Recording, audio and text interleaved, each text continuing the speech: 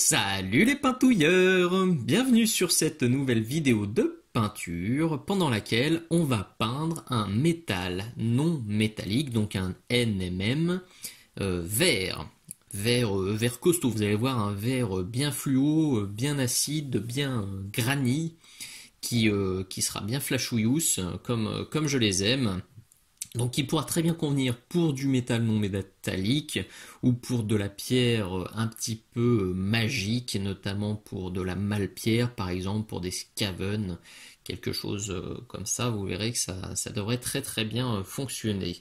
Donc c'est pas la première recette de NME que je vous propose, une fois de plus, si vous n'êtes pas très à l'aise avec le concept de non-métallique metal ou de true metal painting, jetez un petit coup d'œil dans la description de la vidéo, je vous remets deux liens qui vous dirigeront vers des articles que j'ai écrits à ce sujet sur le blog.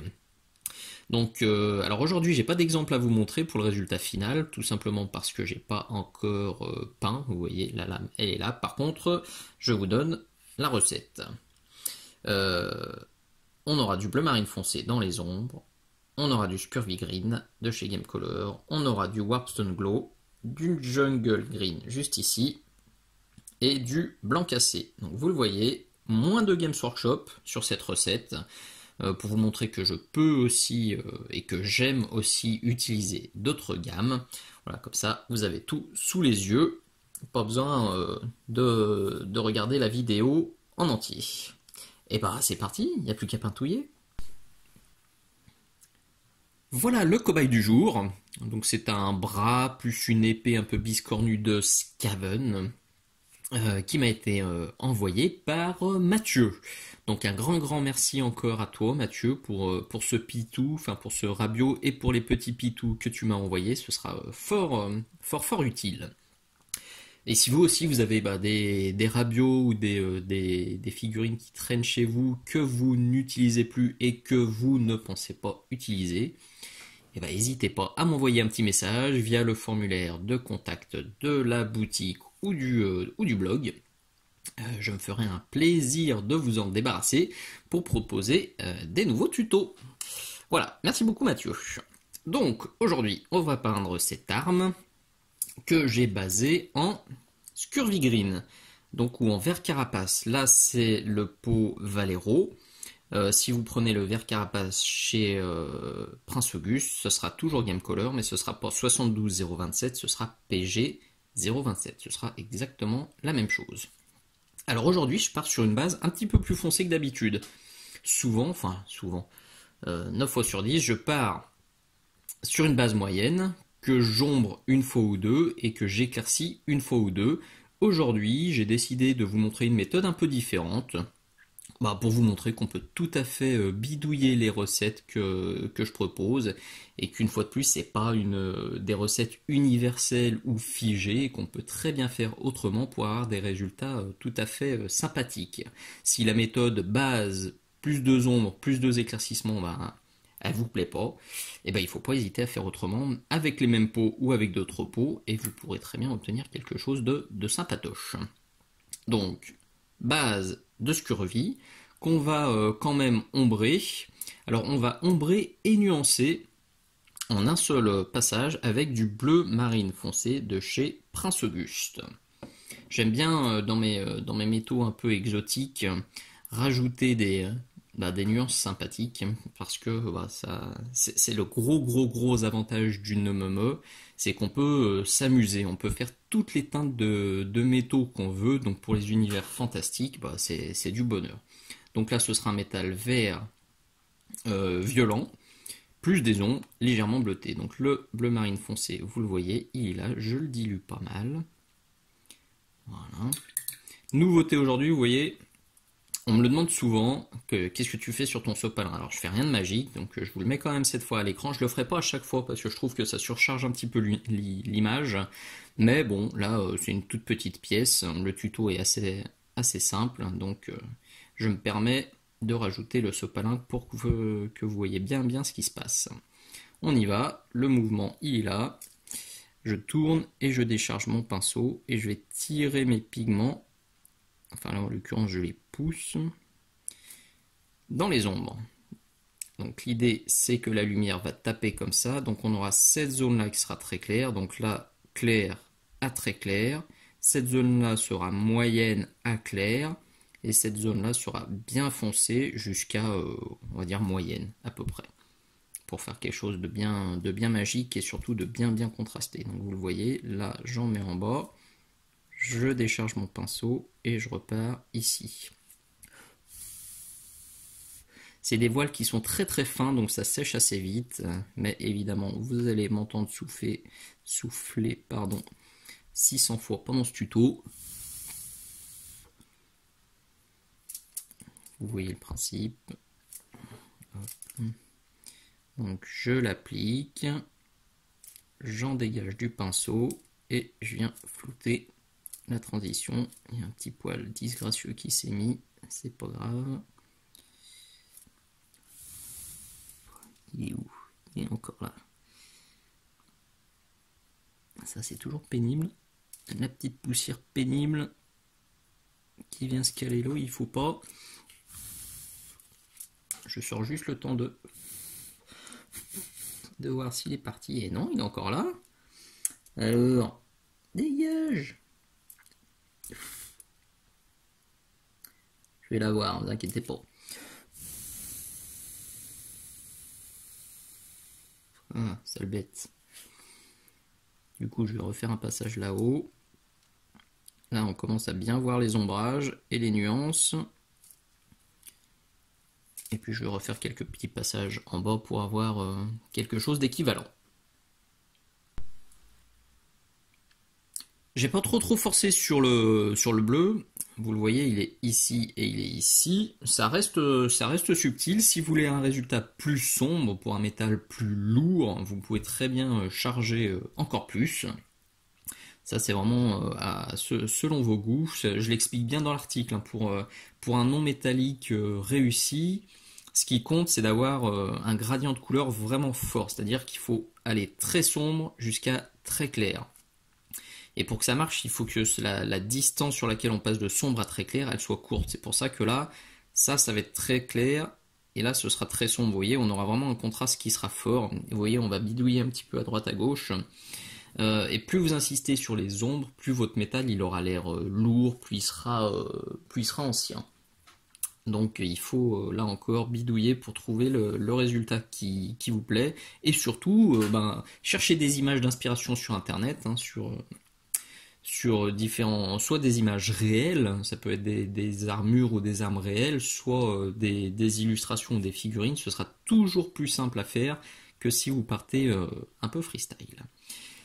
La suite, on attaque avec du Warpstone Glow de chez Citadel Games Workshop. Il est ici, alors je vais pas trop le diluer au début, parce que tout le haut, je vais le rebaser avec ça. Vous voyez, toute cette partie-là, pour moi, elle doit être très claire, donc c'est limite de la base. Je vais passer quelques passages comme ça.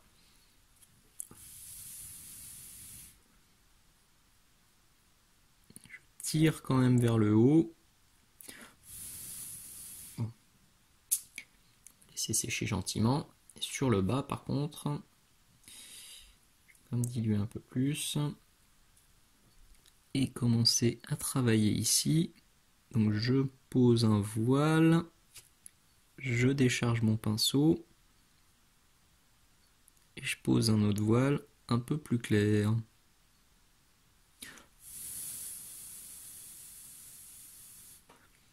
Et le dégradé, vous le voyez, il apparaît tout de suite.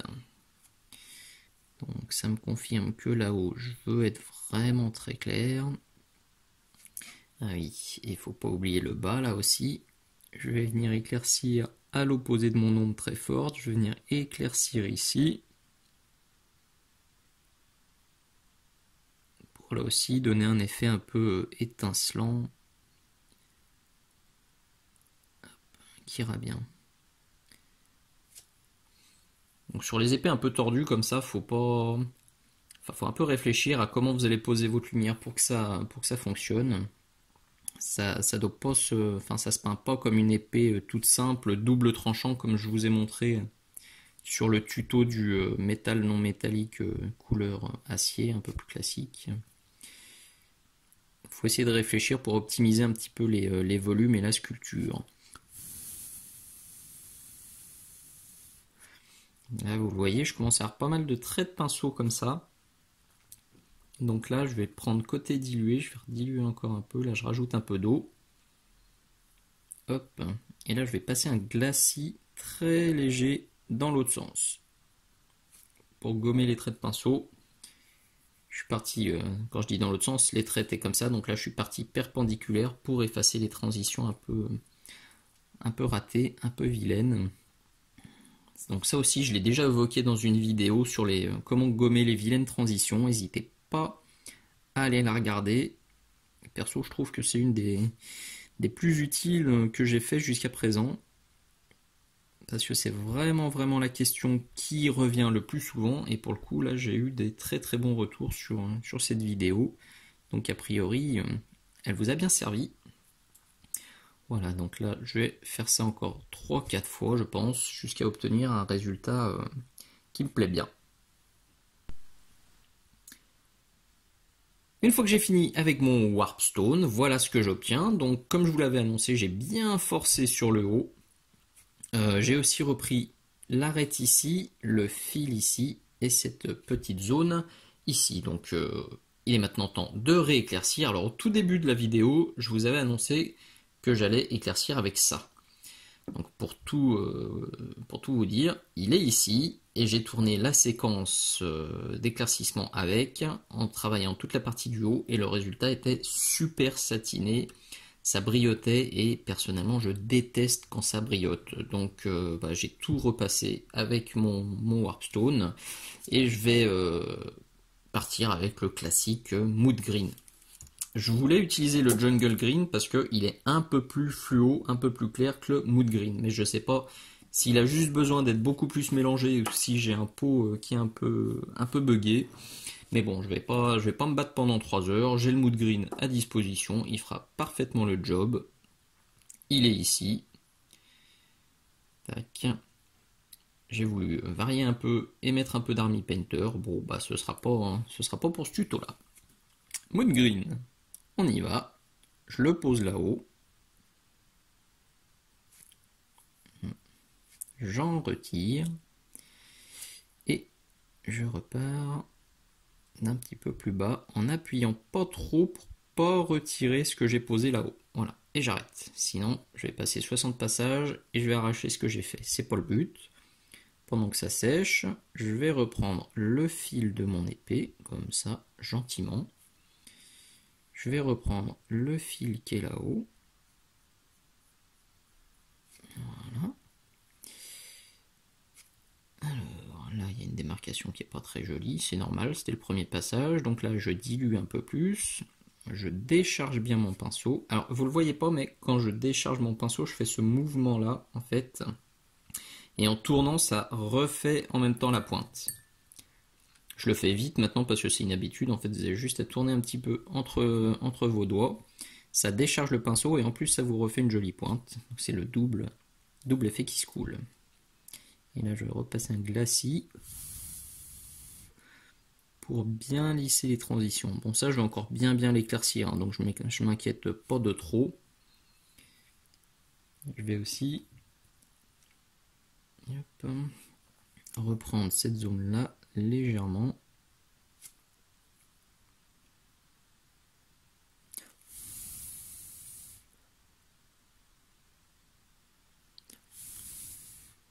Je l'éclaircirai moins, je vais pas aller jusqu'au Mood Green pur, mais je vais quand même passer quelques voiles.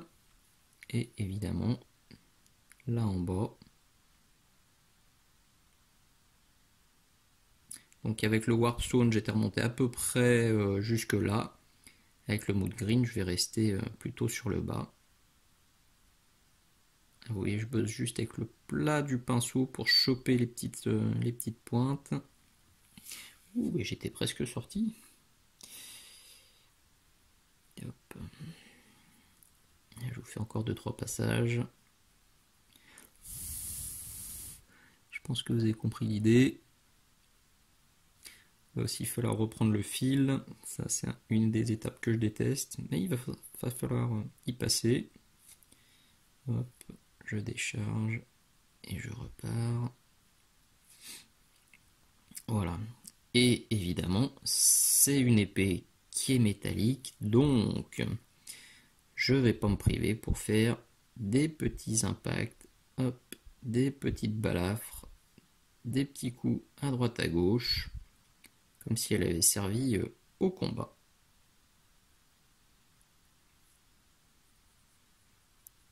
Voilà, il n'y a plus qu'à affiner tout ça.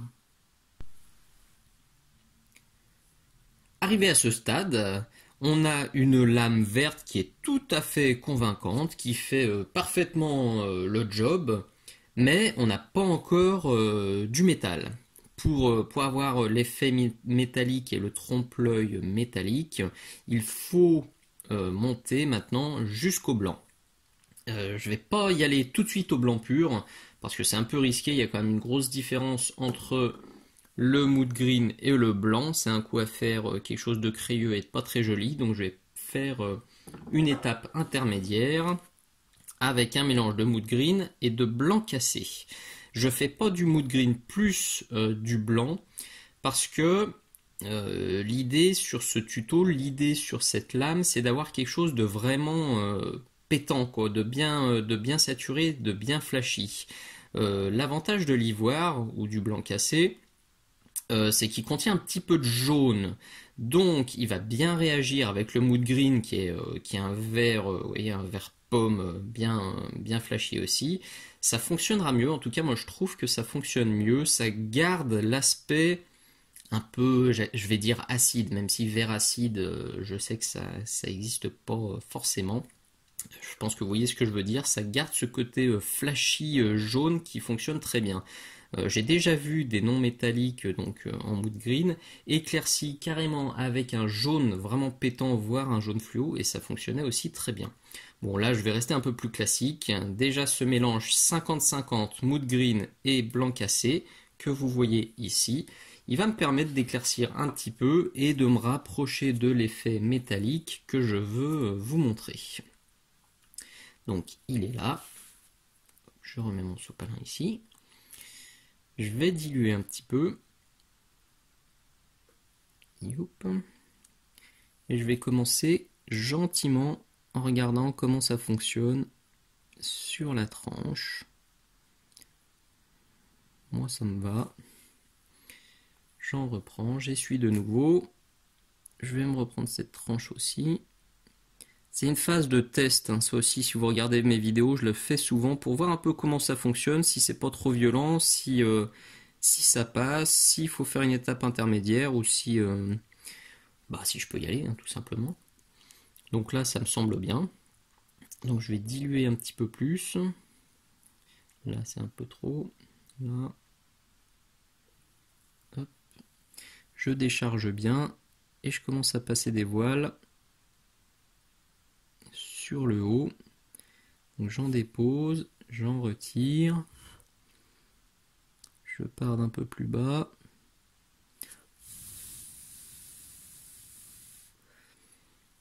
C'est pas super lisse ce que j'ai fait, pas d'inquiétude, de toute façon il va y avoir 5-6 passages comme ça, donc no stress. J'ai un poil qui fait n'importe quoi là. Un peu en bas, je forcerai un peu moins quand même sur le bas, je vais venir éclaircir, vous le voyez, surtout les petites pointes là pour bien les faire ressortir. Mais l'effet vraiment violent, bien clair, il sera là-haut. C'est comme si en fait la lumière zénithale, vous l'avez bien compris, hein, comme si elle était ici, comme si le personnage tenait sa lame comme ça vers le haut. Évidemment, si vous vouliez faire une lame dans ce sens-là, l'effet aurait été différent, l'éclairage aurait été différent. J'aurais forcé très clair ici, et là j'aurais fait quelque chose de plus foncé. Mais là, moi, l'idée, c'est que la lumière vient d'en haut, donc le très clair est là-haut. Donc ça aussi, c'est très très très important quand on fait un métal non métallique, c'est de bien réfléchir à la manière de poser la lumière pour avoir quelque chose de convaincant.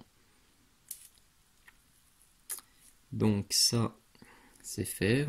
Vous voyez, cette étape intermédiaire, elle est vraiment importante, hein. Si j'étais allé au blanc pur ou au blanc cassé pur, ça aurait pas fonctionné parce que déjà là, on a des traits de pinceau qui sont pas forcément très agréables, mais qui vont se lisser gentiment, quitte à repasser un peu de mood green dessus. Mais si j'étais allé plus clair direct, ça aurait été la cata. Mais il faut aussi que je reprenne ce fil. Toujours l'étape que je déteste. Alors je vais le plaquer. Ça risque de flouter un peu, excusez-moi. Mais là, l'idée, c'est de faire des allers-retours en mode essuie-glace. Et je me rapproche tout doucement jusqu'à ce que ça marque. 3 heures plus tard. Voilà. C'est une étape qui est délicate qu'il ne faut pas foirer. Parce que si vous foirez, en fait, il faut reprendre partie gauche, partie droite. Et c'est très désagréable. Donc je le ferai aussi en haut, vous avez compris l'idée.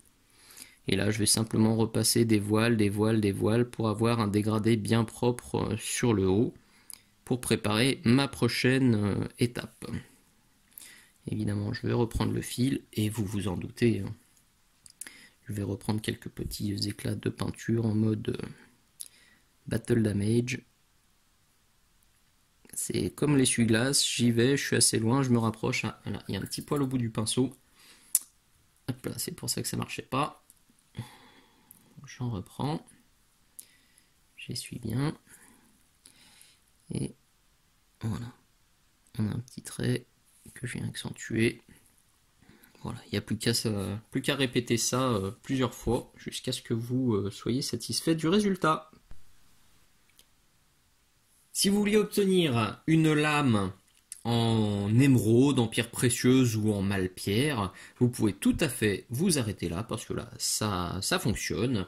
Mais moi, comme promis, je vais aller encore un petit peu plus loin en utilisant du blanc.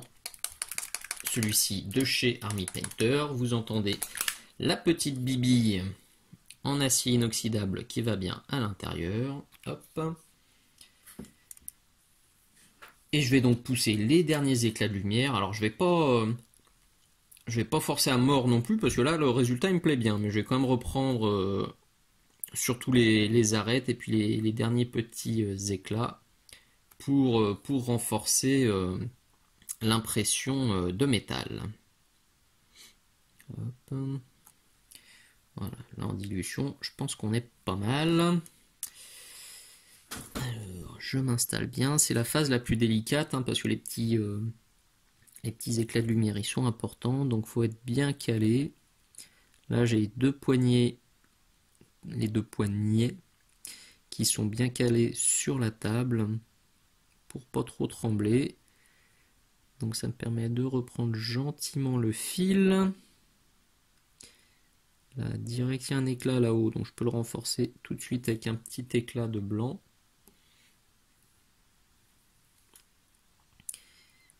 Tac. Et puis je vais passer quelques voiles, évidemment sur le haut. Là, pour le coup, c'est vraiment du glacis. Je passe un voile de blanc, je le laisse sécher, je vais en passer un autre, je vais le laisser sécher, etc. Pour avoir un dernier éclat bien net. Je vois souvent des peintres, enfin des élèves pendant les cours ou les soirées qui me montrent leurs figurines, qui me disent regarde le non métallique, je suis allé jusqu'au blanc, j'ai bon. Alors effectivement, oui, ils sont allés jusqu'au blanc, mais si on met un seul passage de blanc, le blanc il n'est pas bien opaque, il n'est pas bien intense, et du coup on n'a pas forcément un rendu métallique très convaincant. Donc le blanc, il ne faut pas hésiter à le passer 2, 3, 4 fois pour qu'il soit vraiment bien opaque et bien marqué. Quand vous avez un doute, vous prenez du blanc pur, vous mettez un tout petit point, vous voyez, là-haut par exemple, et si vous voyez encore que ça marque, c'est que c'est pas blanc, et que vous pouvez encore y aller un petit peu. Donc là, je vais passer ça là-haut plusieurs fois. Hop, quitte à tourner un petit peu aussi, pour pas faire de coups de pinceau. Vous voyez là l'effet il est en train de se renforcer tout seul. Comme un grand. Là avec la pointe bien éclatée, je reprends ici. Là il y a un petit éclat, je peux le surligner aussi. Pas besoin d'en faire plus. Là aussi. Je vais pas reprendre tout le fil en blanc, hein. Vous voyez, j'accentue des petits points comme ça. Je garde un dégradé quand même de vert même sur le fil de la lame. Je vais venir renforcer ici et là-haut, mais le reste, je lui fiche la paix. Évidemment, il y aura toute la tranche qui est ici, hein, qui sera à reprendre. Pareil, en mode je tapote des petits éclats. Mais j'en mets pas de partout.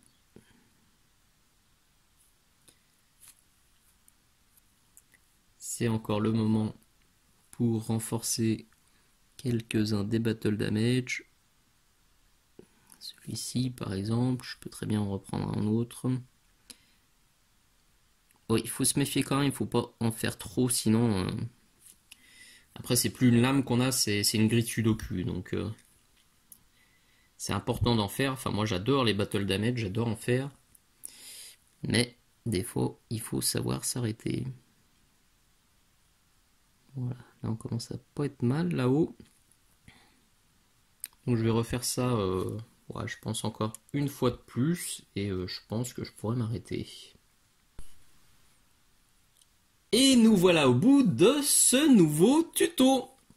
Bon, comme d'habitude, j'aurais pu encore affiner légèrement les dégradés, affiner encore les battle damage, mais bon, pour ce tuto, je pense qu'on est déjà pas mal du tout, et que vous avez déjà de quoi bien vous amuser.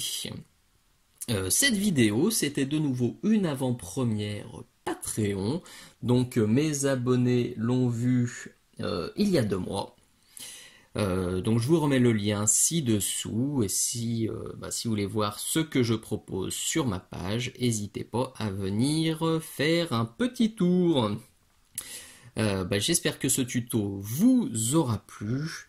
Comme toujours, si c'est le cas, n'hésitez surtout pas, un petit pouce vers le haut, un petit commentaire, un petit poutou, un partage sur les réseaux sociaux, sur les forums, ça fait toujours très plaisir, c'est bon pour la motivation et ça donne envie de revenir encore plus souvent pour de nouveaux tutos.